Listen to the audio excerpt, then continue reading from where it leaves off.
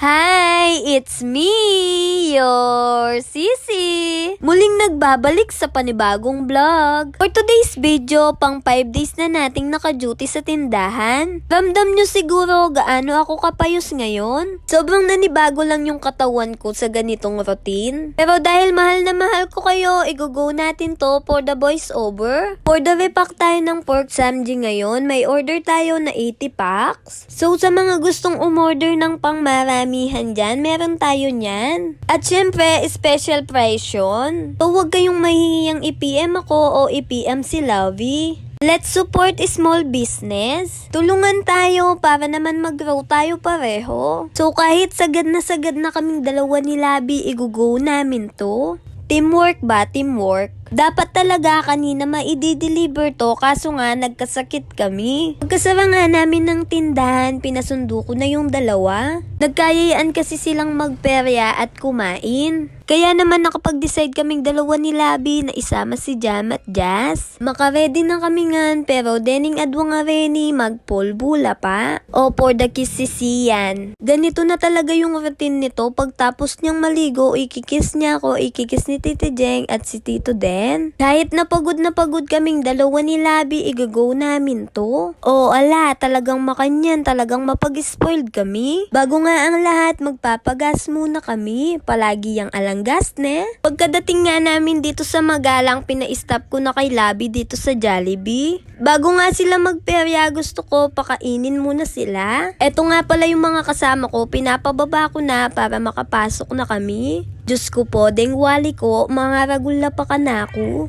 Balamuya ko ng wali do. Oh, alang isa, masantin lang ang katawan ne. Si Ate Jazz at si Ate Jam nahihiya pa. So mag-o-order na nga ako, pinaakyat ko na sila sa taas para makahanap sila ng pwesto namin. Lalo nga pinalaki ang Jollibee dito sa Magalang, pinarenovate nila. Lalo na sa taas, sobrang lawak ng lugar. Sobrang laki at ganda na ng Jollibee ngayon dito sa Magalang. Habang naghihintay kami ng mga orders, life hack muna tayo ni Lovey. Palagi ng routine Lovey yon, itang sali kilwol ng extra rice. And finally, king kinabakabanan ni Pama ni Nayami at tuna din kaya kaming orders. Oh, Kenny, mga tana, mga sisi. Sobrang saya lang ng mga puso namin pag napapagbigyan namin yung mga bata. O para-pareho kong emasyas buntok kanya na.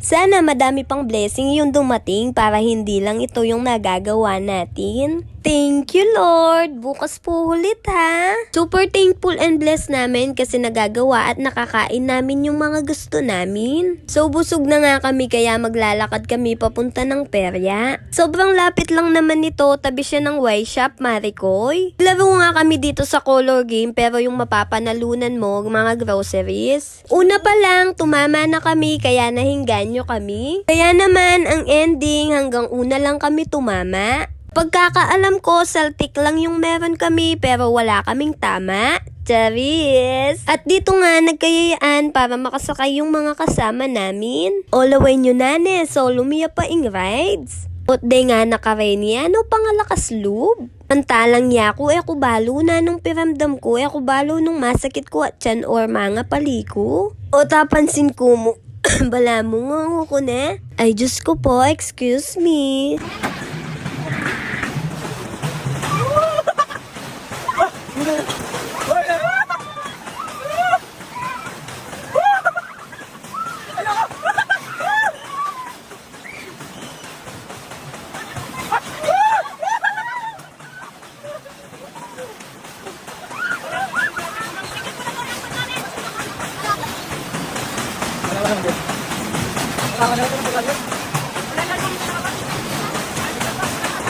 So for tatapang-tapangan lang ang sisi nyo kaya nagpababa na ako. Actually, man talaga mabilis kaso nga lang maririndi ko keng tunog bala mo mga nanabo ko. Pagkatapos nga namin sa perya, sabi ko kay Labi idaan niya muna sa McDo. Sabi ko nga ibibili ko muna sila ng mga ice cream bago kami umuwi. Para naman maswelo ko, maswelo la naman. At dahil nga parehong pagod kaming dalawa ni Labi pagkadating ng mga ice cream, nagyaya na kaming umuwi. O alam ko naman sobrang happy ng mga bibi ko kasi may nga panusignano na naman po. Sana madami pa yung blessing na dumating kay Ate Pao, kay Kuya Pat, kay Kuya Jeric at sa akin. Para naman lagi nating nagagawa ito. O hanggang nya Kenny! Bye bye mga sisi! Hanggang sa muli!